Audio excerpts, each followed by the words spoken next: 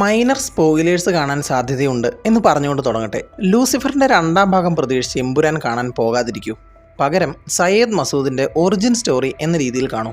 ബാക്കിയുള്ളതൊക്കെ bonus. British ഹിസ്റ്റോറിയനായിരുന്ന Lord ആക്ടന്റെ ഭരണാധികാരത്തെയും അധികാരികളെയും കുറിച്ചുള്ള ഒരു കോട്ടോട് കൂടി തുടങ്ങുന്ന സിനിമ തുടർന്ന് അങ്ങോട്ട് അങ്ങിങ്ങായി മതേതര സെക്യുലറിസത്തെക്കുറിച്ചും ജിയോ പൊളിറ്റിക്സിനെ കുറിച്ചും പറയുന്നുണ്ടെങ്കിലും ഒരു റിവഞ്ച് ആക്ഷൻ സിനിമ എന്നതിനപ്പുറത്തേക്ക് പ്രേക്ഷകനെ കൺവിൻസ് ചെയ്യുന്ന സ്റ്റോറി ലൈൻ ഇല്ല എന്നുള്ളത് ലൂസിഫർ എന്ന ചിത്രത്തിൻ്റെ രണ്ടാം ഭാഗം എന്നതിനേക്കാൾ ഉപരി അണിയറ പ്രവർത്തകർ പറഞ്ഞു വെച്ചതുപോലെ ഇതൊരു സ്റ്റാൻഡ് അലോൺ ചിത്രമായി കാണുകയാണെങ്കിൽ പൂർണ്ണമായും സംതൃപ്തി തരുന്ന ഒരു ഗ്രാൻഡ് സ്കെയിലിൽ ഹോളിവുഡ് ലെവൽ എന്ന് നിസ്സംശയം പറയാവുന്ന ഒരു ഔട്ട്സ്റ്റാൻഡിംഗ് മേക്കിംഗ് ഉള്ള ചിത്രമാണ് എമ്പുരാൻ. സിനിമയുടെ ട്രെയിലറിൽ നിന്ന് വ്യക്തമാകുന്നത് പോലെ കേരള രാഷ്ട്രീയം ഒട്ടും പ്രതീക്ഷിക്കാത്ത രീതിയിലേക്ക് മാറുമ്പോൾ ദൈവത്തിന്റെ സ്വന്തം നാടിനെ രക്ഷിക്കാൻ സ്റ്റീഫൻ തിരിച്ചെത്തുന്നതാണ് കഥ. ഒരു വൺ ലൈൻ ഇതാണെങ്കിലും എന്താണ് കേരള രാഷ്ട്രീയത്തിന് സംഭവിച്ചത്, സ്റ്റീഫൻ തിരികെ എത്തേണ്ട ആവശ്യം എന്താണ്, ലൂസിഫറിൽ പറഞ്ഞ് അവസാനിപ്പിച്ച ഖുറേഷി അബ്രാം എന്ന ഇന്റർനാഷണൽ നെക്സസ് നിലവിൽ എന്ത് ചെയ്യുന്നു തുടങ്ങിയ ഒരുപാട് ചോദ്യങ്ങൾക്കുള്ള ഉത്തരം കൂടിയാണ് സിനിമ പറയാൻ ശ്രമിക്കുന്നത്.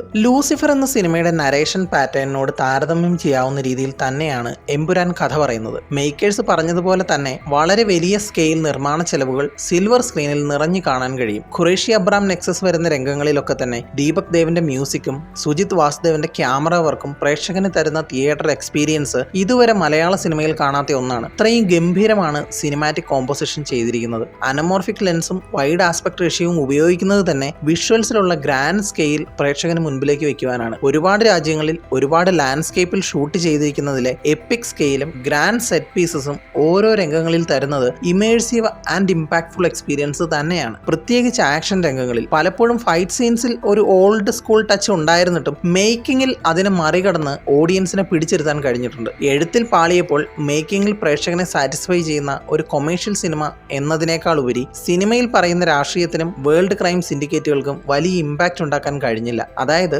കണ്ടന്റിനേക്കാൾ പ്രാധാന്യം ഫിലിം മേക്കിന് കൊടുത്തു തയ്യാറാക്കിയ ഒരു പക്ക കൊമേഴ്ഷ്യൽ സിനിമ. സ്റ്റീഫൻ നെടുമ്പള്ളിയായും ഖുറേഷി അബ്രാമായും ലാലേട്ടൻ വീണ്ടും വരുമ്പോൾ ലൂസിഫറിൽ കണ്ടിരുന്ന കഥാപാത്രങ്ങളല്ല ഇവിടെ എന്നത് ക്യാരക്ടർ ആർക്കിൽ ഉണ്ടായേക്കാവുന്ന നെഗറ്റീവ്സ് മറികടക്കുന്ന ഒന്നാണ്. മഞ്ജു വാര്യർ, ടൊവിനോ തോമസ്, ഫാസിൽ, ഇന്ദ്രജിത്ത് തുടങ്ങിയവർ തങ്ങളുടെ വേഷങ്ങൾ ലൂസിഫറിലേത് തുടർന്ന് വന്നിട്ടുണ്ടെങ്കിലും അവരുടെ അഭിനയ മികവുകൊണ്ട് തിരുത്താൻ കഴിയാത്ത തരത്തിലുള്ള എഴുത്തുകൊണ്ട് മാത്രം പ്രേക്ഷകനിൽ യാതൊരു ഇമ്പാക്റ്റ് ഉണ്ടാക്കാതെ പോയെന്ന് പറഞ്ഞാലും തെറ്റില്ല. ലൂസിഫർ മുന്നോട്ട് വെച്ച കഥയും കഥാപാത്രങ്ങളും സന്ദർഭങ്ങളും എന്നതിനേക്കാൾ അതേ കഥാപാത്രങ്ങളെ വെച്ച് മറ്റൊരു സിനിമ ചെയ്തു എന്ന് പറയുന്നതാവും നല്ലത്. പക്ഷേ ലൂസിഫറിന്റെ രണ്ടാം ഭാഗം എന്ന് മാർക്കറ്റ് ചെയ്ത സിനിമ എന്ന നിലയിൽ ഒരു കമ്പാരിസൺ നടത്താതെ പോകാൻ കഴിയില്ല. ലൂസിഫർ എന്ന സിനിമയുടെ ഏറ്റവും വലിയ പ്രത്യേകത അതിന്റെ എഴുത്ത് തന്നെയായിരുന്നു. പ്രേക്ഷകന് മുൻപിൽ യാതൊരു കഥയും കഥാപാത്രങ്ങളും സന്ദർഭങ്ങളും ഫോഴ്സ്ഡ് ആയിരുന്നില്ല. പതുക്കെ തയ്യാറാക്കി വരുന്ന ഒരു ലോകവും അതിലെ ഒഴിച്ചുകൂടാനാവാത്ത കഥാപാത്രങ്ങളും അവർക്കിടയിലെ അസാധാരണമെന്ന് പലപ്പോഴും തിരിച്ചറിയാത്ത എന്നാൽ പ്രേക്ഷകൻ തിരിച്ചറിയേണ്ട കാര്യങ്ങൾ വ്യക്തമായും എന്നാൽ പലപ്പോഴും നിഗൂഢമായും അവതരിപ്പിച്ച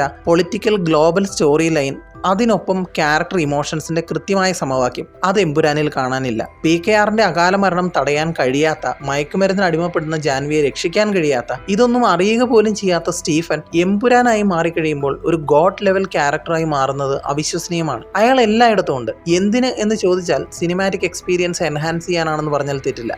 ലൂസിഫറിലൂടെ മലയാളികൾക്ക് മുൻപിലേക്ക് വെച്ച ഒട്ടുമിക്ക ക്യാരക്ടേഴ്സിനെയും 5 വർഷങ്ങൾക്ക് ശേഷം കാണിക്കുമ്പോൾ അവരുടെ പ്രവൃത്തികൾ പ്രേക്ഷകനിൽ അവരോട് യാതൊരു ഇമോഷണൽ അറ്റാച്ച്മെൻറ്റ് തോന്നിക്കാതെ പോകുന്നതും ഈ എഴുത്തിലെ അപാകതയാണ്.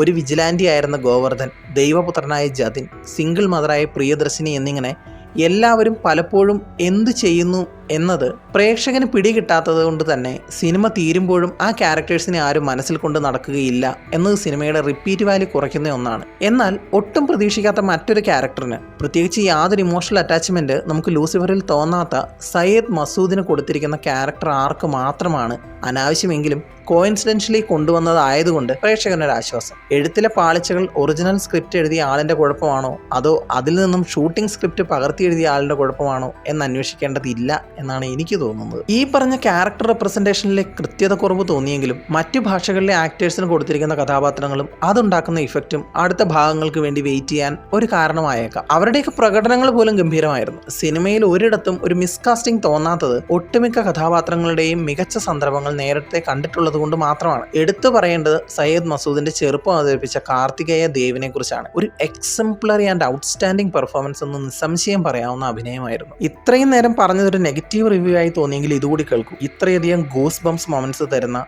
ഇത്രയധികം തിയേറ്ററിക്കൽ എക്സ്പീരിയൻസ് ഡിമാൻഡ് ചെയ്യുന്ന, വേൾഡ് ക്ലാസ് റിഫൈൻഡ് മേക്കിങ്ങോട് കൂടിയ ഒരു സിനിമ അടുത്തെങ്ങും ഞാൻ കണ്ടിട്ടില്ല. നേരത്തെ പറഞ്ഞതുപോലെ വൈഡ് സ്ക്രീൻ ആസ്പെക്റ്റിൽ ഒരു ഗംഭീരൻ ആക്ഷൻ റിവെഞ്ച് സംഭവം ആണ് എമ്പുരാൻ. തിയേറ്ററിൽ നിന്ന് മിസ് ചെയ്താൽ അത് വലിയൊരു നഷ്ടം തന്നെയായിരിക്കും. എഴുത്തിൽ പാളിയപ്പോൾ മേക്കിങ്ങിൽ പ്രേക്ഷകനെ സാറ്റിസ്ഫൈ ചെയ്യുന്ന ഒരു കൊമേഴ്ഷ്യൽ സിനിമ എന്നതിൽ യാതൊരു സംശയവുമില്ല.